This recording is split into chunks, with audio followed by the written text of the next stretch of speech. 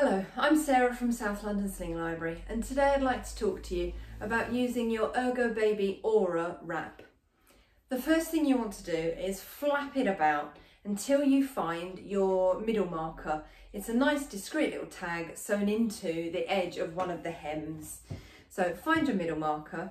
Now, contrary to a lot of instructions that you see around the internet, we're not going to start by wrapping it around our middle. This first horizontal piece marks where you want to carry your baby. So if you're thinking about a newborn, you're not going to wrap it around down there. So take that middle marker, put it nice and high on your chest.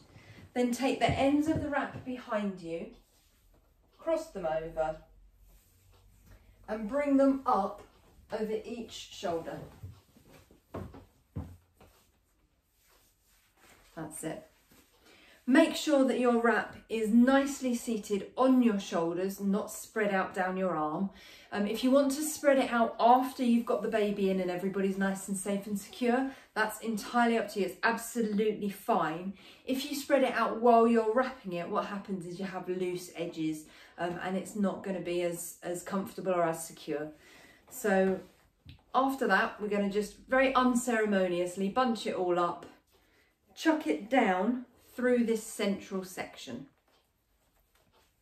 You sometimes find after you've done that this central piece is then a bit loose. You want it to be about this tight. You want it to hold itself up. It doesn't have to be corset tight, swimsuit tight or anything like that. You just want it to hold itself up. If one day you put this on and it's all baggy and kind of hanging down here, then the easiest way to tighten it is to get hold of the shoulder straps as they come over your shoulders, rather than pulling up or down, which just affects how they cross on your back. And you want that cross to stay relatively low on your back. So rather than pulling up or down, just pull straight out to the sides, and that will tighten this central section without adjusting the cross on your back too much.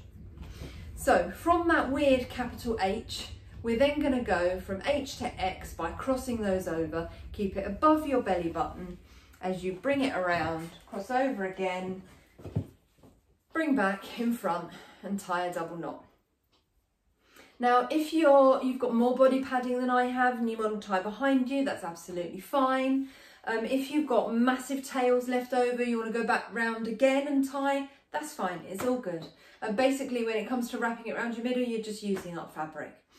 So as long as you've got a cross on your front and a cross on your back, wherever you tie it after that, front or back or hip, is entirely up to you. I'm tying front and centre because the demo doll that I've got with me is very open. They've got relaxed hips, their hips are open, their feet will sit either side of this central knot.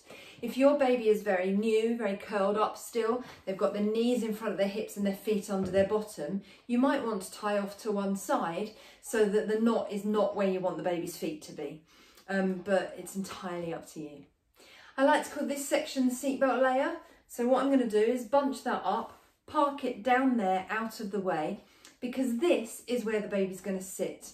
Now, first things first, if we just put the baby straight in here, what they're going to do is they're going to pull all of the slack out from our wrap job, and you'll end up with the baby looser and lower than you wanted them. So the first thing we're going to do, put your hands in like a yoga pose, go up to your shoulders and pull all of that slack from around your wrap job, and look at that. I don't want to put a newborn in there, that would be too much space. And it might put my baby at risk of slumping in the sling where they could put their chin on their chest and close their airway. So I want to make sure that there is less space than this to keep my baby safe. So to tighten this wrap, I'm going to just undo my knot, keep hold of my tails and just pull this out to the sides, and that tightens these sections here. Then I can retie my knot. Like so, hands in, up to your shoulders, pull all the slack. That's a much better amount of space for my newborn. It's worth noting before I pick my baby up, which one of these shoulder straps is closest to my body. Now, I honestly do not care which shoulder strap you put the baby into first. It really doesn't matter. The only point at which it matters is when you go to spread the fabric out, because we're going to get the baby seated before we spread the fabric out, it really doesn't matter. So it's just worth knowing, because when you go to spread the fabric out, you want to start with your inside fabric. Because if I start with my outer one, spread that out, I then can't reach that one. But that's the only point at which it matters. Okay, so this is my inside fabric. So just know if it's your left or your right shoulder that has the strap closest to your body. So now I can get Jamie. Jamie is my newborn size demo doll. Jamie's going to go nice and high on my body, kind of like an exaggerated burp position. I can then stabilise Jamie with one hand, and I've got my other hand free. My free hand can collect the fabric on my opposite shoulder, the shoulder opposite where Jamie is, and I can just stretch that down and take it round 1 foot. It's much easier to move the fabric than it is to try and manipulate the baby through the fabric. So just take the fabric around 1 foot. Now all I want to do is switch shoulders. So I'm going to put one hand on the baby's bottom, one hand on their head, tip them into my hands, and then just move them across my body and put them up on the opposite shoulder. I can then again stabilise with one hand, take my free hand to my shoulder, collect my fabric, stretch it down and take it around 1 foot. Now all I want to do is slide my baby down my body, make them nice and central on my body. Their head is then on the flat part of my chest, the firm part of my chest. If you've got soft breast or chest tissue, baby needs to be on the firm part of your chest. If you don't have breast or chest tissue, then it's absolutely fine if the baby sits a little bit lower than that, as long as you're happy that their airways are open. But for those of us with breast tissue or soft chest tissue, then baby needs to be on the firm part of your chest. What you'll notice is that fabric has gone into the back of my baby's knees. It's not in their groin. So just getting the fabric in the back of the baby's knees and letting their bum hang right down over the edge of that fabric, that creates that nice deck chair style seat. It's the knees up, bum down position that newborns just like to be in anyway. So we're then going to take the outer edge of the fabric and stretch it across the baby's bottom and back so that it goes from the back of one knee all the way into the back of the other knee and almost shoulder to shoulder. Then we're going to do exactly the same on the other side, knee to knee and almost shoulder to shoulder. We then need to find our seatbelt layer. To be honest, you can find it under here, but the easiest way to find it, it's either of these, the nice diagonal pieces on your back. I tend to go for the right hand one just because I'm very right-handed. So by getting that piece of fabric like a rope, so either get all your fingers under it or get your thumb under it, and just push it straight down. You can then hold your baby's leg against your body and lift that fabric over their leg. Follow it around under their bottom, do exactly the same on the other side, and then take that seatbelt layer and just unroll it up your baby's body. Now in terms of safety, the word to remember when you're thinking about safety, is ticks. You want to be able to tick all of your safety boxes. The T stands for tight. The baby should be as tightly held against you as if you were holding them in your arms. So you want to be able to pop a hand on their head, do a little dip forward and not feel their body weight pull away from you. The I stands for in view. So this very commonly happens with stretchy wraps. This fabric has covered my baby's face. To be honest, while I'm getting them in and getting them secure, I'm not that worried about it because I know that there's enough air circulating in there. This is a nice thin wrap. My baby's not going to suffocate in the few seconds it takes me to get them secure and then do my safety checks. So to be able to make sure that I can monitor my baby's airways, I'm going to put my hand under this fabric so that my fingers come out near the baby's face. Hold this edge of the wrap, the bit that's near the baby's face, and pull it out from underneath.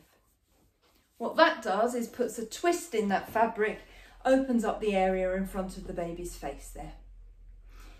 The C stands for close enough to kiss. Now honestly, This is for those of us who have breasts or soft chest tissue, and the baby needs to be above that tissue.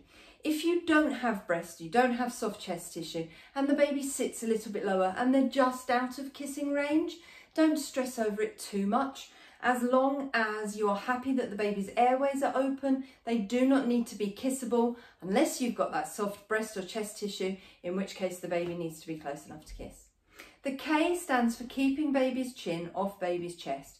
The easiest way to make sure their chin is off their chest is when you do the ugly double chin manoeuvre, you can see the tip of their nose. If they put their chin on their chest, their nose points at the floor and you won't be able to see it. The S stands for supported spine. If you put a hand on baby's back and lightly press, they're so well supported they don't have extra space where they could get closer to you, uncurl or sit up. And every single one of these safety things is about making sure the baby doesn't have space in the sling they could slump into, put their chin on their chest and close their airway.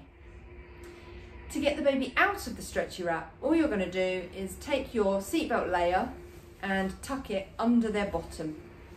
As you open these cross sections, you need to start to replace that support. So again, I'm just going to tuck it into the back of the baby's knee and I'm going to hold the baby.